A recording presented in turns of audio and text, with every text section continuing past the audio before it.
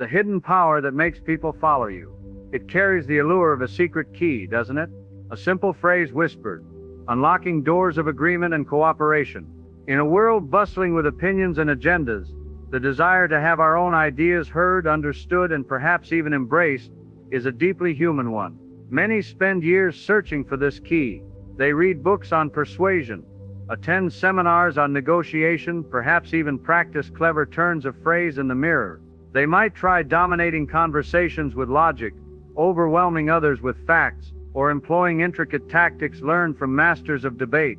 And yet, how often do these approaches truly work? More often than not, they create resistance, defensiveness, even resentment. The harder we push, the more firmly the other person plants their feet. We win the argument, perhaps, but lose the person. We gain a momentary victory, but sacrifice long-term goodwill and genuine influence. Today we embark on a journey away from force and cleverness, towards something far more potent, yet remarkably simple. We'll explore not a single magic phrase, but a fundamental understanding of human nature, the bedrock upon which all genuine influence is built. We are talking about the profound, often untapped, power residing in how you connect with the person standing right in front of you. The common belief is that influence is about output, what you say, how eloquently you argue, how compelling your presentation is. We focus on crafting the perfect message, polishing our delivery, ensuring our logic is unassailable. We think if only they understood my point of view, they would surely agree. But this approach fundamentally misunderstands the dynamics of human interaction. It places the spotlight firmly on ourselves. What if the real secret, the timeless principle overlooked in our quest for persuasive prowess, lies not in projecting our world onto others, but in stepping into theirs? What if the most powerful thing you can say isn't about your ideas at all initially? What if true influence begins not with speaking, but with a genuine desire to understand? What if the path to having people follow you starts with first walking alongside them? This isn't a technique, it's a philosophy, a way of being that resonates deeply with the core of who we are as social creatures. Across decades of observing human interaction, from the factory floor to the executive suite, from family disputes to international diplomacy, certain truths remain constant. I've seen brilliant individuals fail to sway opinion simply because they neglected these fundamentals. Conversely, I've witnessed people of modest formal standing achieve remarkable results through their innate, or learned, ability to connect on a human level. These aren't my inventions. They are principles etched into the fabric of successful human relationships, observed and documented time and time again. They work because they align with fundamental psychological needs, the need to be heard, understood, appreciated, and respected. So in our time together today, we will dissect these foundational principles. We won't just admire them from afar, we will explore what they truly mean beyond the surface level, why they hold such sway over human behavior, the psychology behind their effectiveness, and crucially, how you can integrate them into your daily interactions, starting now with practical, actionable steps. We'll equip you with the understanding and the tools. Are you ready to move beyond simply being heard, towards being truly understood and influential? Are you ready to discover the quiet power that builds lasting connection and cooperation? Then let us delve into the first, and perhaps most foundational principle. Why does genuine interest act like a magnet? Consider this. From the moment we are born, our world revolves around our own needs, desires, and experiences. This self-focus isn't inherently selfish, it's human. Therefore, when someone else steps outside their own world to take a sincere interest in ours, it's a profound and rare occurrence. It signals safety, respect, and validation. It breaks through the noise of self-preoccupation that surrounds us all. Theodore Roosevelt's popularity was legendary. One reason? His remarkable habit, even when incredibly busy, of preparing for conversations. Before meeting someone, he'd often stay up late reading about a subject he knew the visitor was particularly interested in. Was it forestry, cattle ranching, or naval history? He'd find out. Consequently, when they met, he could ask informed, engaging questions. He wasn't just making small talk, he was demonstrating a genuine, prepared interest in their world. People left his presence feeling flattered, respected, and deeply impressed, not necessarily by Roosevelt's knowledge, but by his interest in them. Think about a simple encounter. You meet someone new at a gathering. The typical exchange involves names, jobs, maybe the weather, but imagine asking, "That sounds fascinating. What's the most challenging part of your work?" Or what got you interested in their hobby in the first place? And then truly listening to the answer, asking follow-up questions. Suddenly, the interaction shifts from superficial to meaningful. You've shown you see them as an individual with unique experiences, not just another face in the crowd. How can you apply this? Preparation like Roosevelt. If possible, learn something about the person beforehand. What are their known interests or recent accomplishments? Mindset shift. Go into conversations with the goal of discovery, not just information exchange. Be a student of the person before you. Open-ended questions. Avoid questions with simple yes-no answers. Ask how, what, why. Tell me about. Listen actively. Show you're engaged not just with your ears, but your eyes and body language. Remember details. Make a mental note, or even a physical one later, of things they share, their children's names, a project they're working on, a recent trip. Referring back to these later shows you were truly listening and care. Showing genuine interest isn't a tactic to be deployed. It's an attitude to cultivate. It requires empathy and a willingness to temporarily set aside your own agenda. But the returns are immense. You build trust, gather crucial information, make the other person feel valued, and lay the groundwork for everything else we will discuss. It's the silent hello that opens the door to meaningful connection and ultimately influence. Before you try to influence anyone, first be genuinely interested. This genuine interest creates an opening, a warmth. Now, how do we build upon that foundation? How do we ensure our words land not as intrusions, but as welcome contributions? It requires shifting our focus once more, this time to the very language we use, aligning our message with their world. There's an old saying in advertising, speak to the dog in terms of dog food. It means appealing directly to the listener's needs and desires. Every single person walks around with a filter, consciously or unconsciously asking, what's in it for me? Body FM. If your message doesn't address that question, it's likely to be ignored, no matter how logical or important you think it is. I knew a manager of a large hotel who faced a potential strike from his housekeeping staff over wages. Instead of arguing about budgets or company policy, he gathered the staff and didn't mention the hotel's needs at all. He talked about them. He acknowledged their hard work, the rising cost of living, the importance of providing for their families. He showed them industry data comparing their wages favorably but respectfully to other local hotels. He framed the discussion entirely around their financial security, their standing in the community, and their desire for fair treatment within the context of the market. The strike was averted because he spoke their language and addressed their core concerns, even while operating within constraints. Consider trying to raise funds for a charity. Simply stating, "We need your money," is ineffective. Instead, successful fundraisers talk about the impact the donation will have, how it will help specific children receive education, provide clean water to a village, or fund vital research. They connect the donor's desire to make a difference, their interest, with the charity's mission. They paint a picture of the benefit the donor helps create. How can you apply this? Empathic research. Before you speak, actively think, what motivates this person? What are their goals, fears, aspirations, problems? Identify the overlap. Where does what you need intersect with what they want? Focus communication on that intersection. Translate features into benefits. Don't just list facts about your idea, explain how those facts benefit them. Use you language, frame sentences around the listener. You will gain, this will help you. Imagine how you could arouse an eager want. Show them how your idea helps them achieve something they already desire. Make them want to do it for their reasons. Talking in terms of the other person's interests is the golden rule of influence. It shifts the dynamic from a pitch to a partnership. You demonstrate that you understand and care about their world, making them infinitely more likely to care about yours.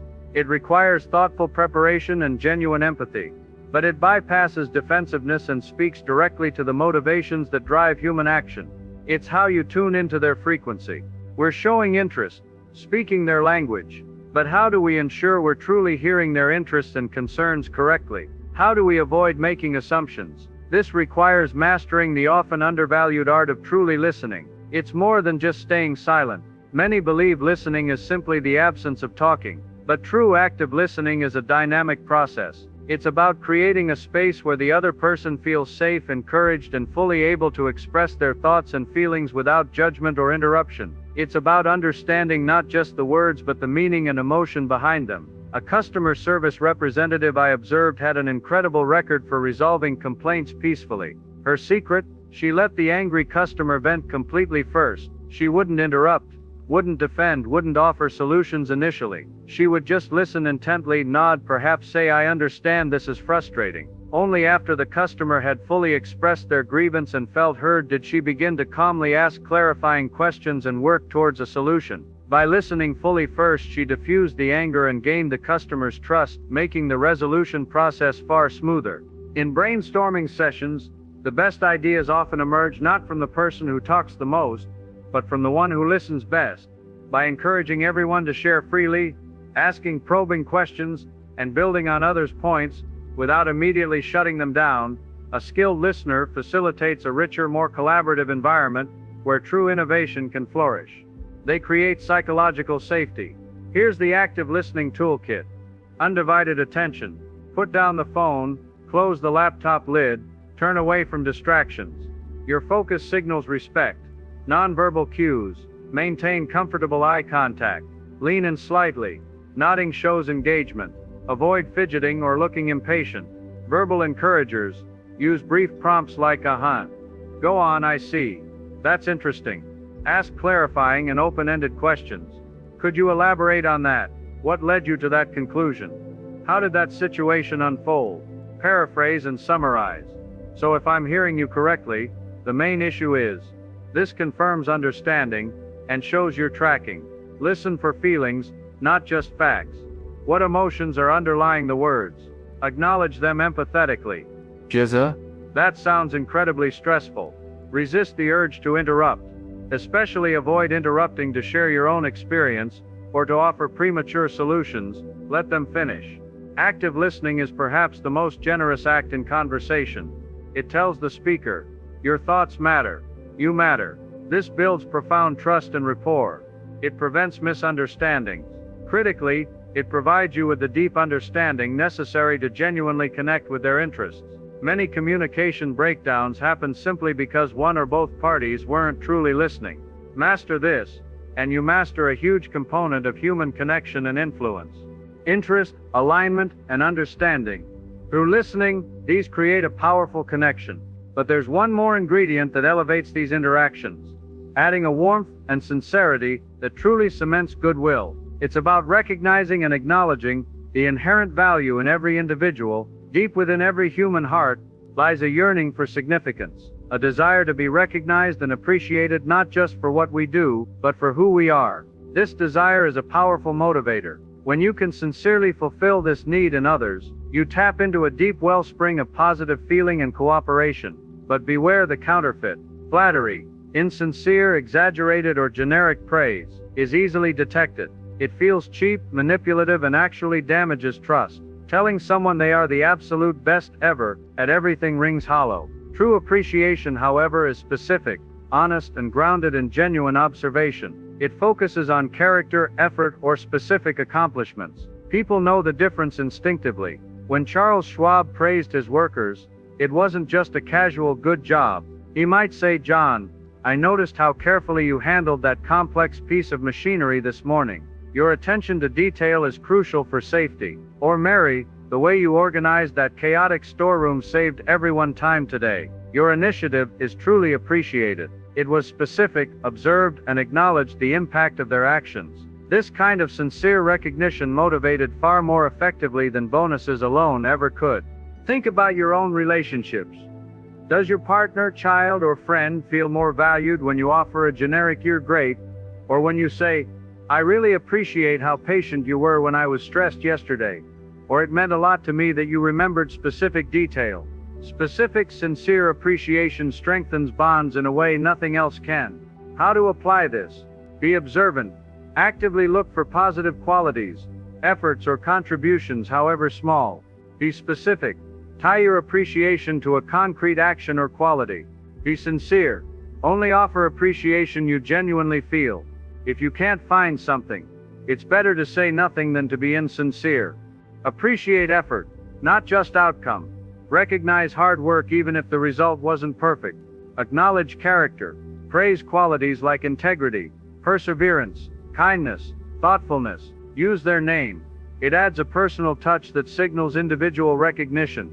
Making someone feel genuinely important and appreciated is like sunshine to the human spirit. It fosters loyalty, encourages cooperation, and builds lasting positive relationships. It transforms interactions from potentially adversarial or transactional into something collaborative and mutually respectful. When you master sincere appreciation, you're not just influencing actions, you're nurturing the very best in people, including their willingness to connect with and follow you. We've covered the building blocks of positive influence, but inevitably disagreements arise. How do you navigate differing viewpoints without creating antagonism, preserving the potential for influence? This requires a shift away from confrontation. Let's be honest, how often has a heated argument actually changed your deeply held convictions, or anyone else's? Arguments tend to polarize. They trigger our defense mechanisms, injure pride, and make finding common ground almost impossible. As Benjamin Franklin wisely put it, if you argue and rankle and contradict, you may achieve a victory sometimes, but it will be an empty victory because you will never get your opponent's goodwill. The only way to get the best of an argument is to avoid it. Lincoln's journey is instructive. His early tendency to debate and criticize publicly earned him little but opposition. His later success stemmed from a conscious shift. When a general made a mistake, Lincoln might write a critical letter, but often wouldn't send it. He understood venting was for him, but sending it would only alienate. When he did need to address a differing view, he'd start by finding sincere points of agreement, acknowledging the other's perspective. Gilson, well, you understand why you might feel that way, before gently introducing his own thoughts, often framed as questions or possibilities.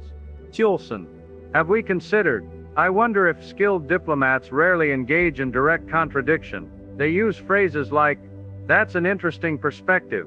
Help me understand more," or "Based on my understanding, the situation looks like this." They explore differences respectfully, seeking mutual understanding before seeking agreement. They focus on shared goals and objective criteria where possible. Here's a strategy for disagreement. Control your first reaction. Resist the immediate urge to contradict or attack. Pause, breathe, listen empathetically. Truly try to understand why they hold their view. Find common ground first. Start by highlighting areas where you do agree. Acknowledge their point of view respectfully. I can see why you'd reach that conclusion. State your view calmly and tentatively. If necessary, use "I feel," "my understanding is," or frame as questions. Avoid "you're wrong." Admit error potential. Phrases like "I might be mistaken, but," soften your stance. If you are wrong, admit it fully and quickly. "You know what? You've convinced me." Postpone if necessary. Suggest revisiting the topic later, if emotions are high. The goal isn't to win every point. It's to preserve the relationship and keep the channels of communication open for potential future agreement or collaboration. By avoiding the combative spirit of argument, respecting diverse viewpoints, and having the humility to admit when we're wrong, we demonstrate strength of character, not weakness. This approach builds far more lasting influence than any argumentative victory ever could. It allows you to disagree without being disagreeable. And so we return to our opening question. Say this, and watch people follow you. As we've journeyed together, we've discovered it's not about a single magical incantation. It's about cultivating a way of interacting grounded in deep respect for the other person. It begins with genuine interest. It flows into speaking their language, addressing their interests. It's amplified by active listening. It's warmed by sincere appreciation. And it's protected by graceful disagreement. These 5 principles, woven together, form the fabric of genuine influence. They aren't tricks to manipulate, but tools to build bridges of understanding, trust, and mutual respect. When you consistently practice these, you tap into something fundamental about human connection. The remarkable thing is, you already possess the capacity for all of this. It simply requires conscious effort and practice. Choose just one of these principles to focus on this week. Perhaps decide to become genuinely interested in someone you usually overlook. Or practice talking solely in terms of the other person's interests in your next request. Or commit to truly listening without interrupting in your next important conversation. Observe the results. Notice how interactions shift, how defenses lower, how cooperation begins to flow more naturally. The power to connect, to influence, to have people willingly follow your lead. It doesn't come from commanding them, but from understanding and valuing them. Thank you for investing this time in understanding the art and science of human connection. May you go forth and build stronger, more cooperative relationships, one conversation at a time.